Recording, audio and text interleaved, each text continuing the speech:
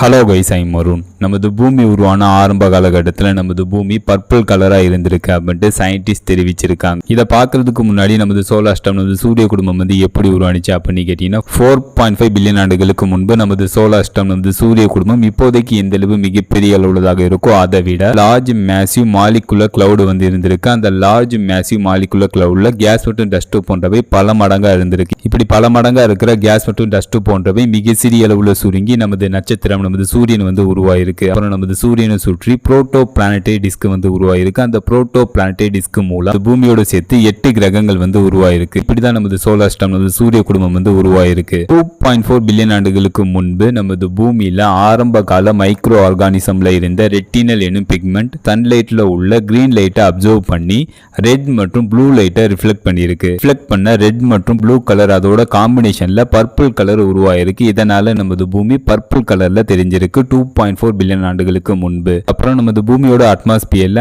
ஆக்சிஜனோட அளவு திடீரென இன்க்ரீஸ் ஆக தொடங்கி இருக்கு. அப்போதைக்கு சயனோ பாக்டீரியோ என்ற மைக்ரோ ஆர்கானிசம் குளோரோஃபில் பிக்மெண்ட் சன்லைட்டை பயன்படுத்தி போட்டோசிந்தசிஸ் மூலம் ரெட்டினல் பிக்மெண்ட்டை விட அதிகமான சோலார் எனர்ஜியை இந்த குளோரோஃபில் பிக்மெண்ட் பெறுது. அதுக்கப்புறம் ரெட்டினல் பிக்மெண்ட்டை விட குளோரோஃபில் பிக்மெண்ட் பூமியில அதிகமாக தொடங்குது. இந்த குளோரோஃபில் பிக்மெண்ட் சன்லைட்ல உள்ள ரெட் மற்றும் ப்ளூ லைட்டை அப்சர்வ் பண்ணி கிரீன் லைட்டை ரிஃப்ளெக்ட் பண்ணுது. இதனால பூமியில உள்ள செடி கொடிகள் எல்லாமே கிரீன் கலர்ல தெரியுது. குளோரோஃபில் பிக்மெண்ட்னால தான் நமது பூமி பர்பிள் கலர்ல இருந்து கிரீன் கலரா மாறி இருக்கு. இந்த மாதிரி அப்டேட் நீங்க பார்க்கணும், மறக்காம இந்த சேனலை சப்ஸ்கிரைப் பண்ணுங்க. ஃபைனலா இந்த வீடியோ எப்படி இருந்துச்சுன்னு கமெண்ட் பண்ணுங்க. See you.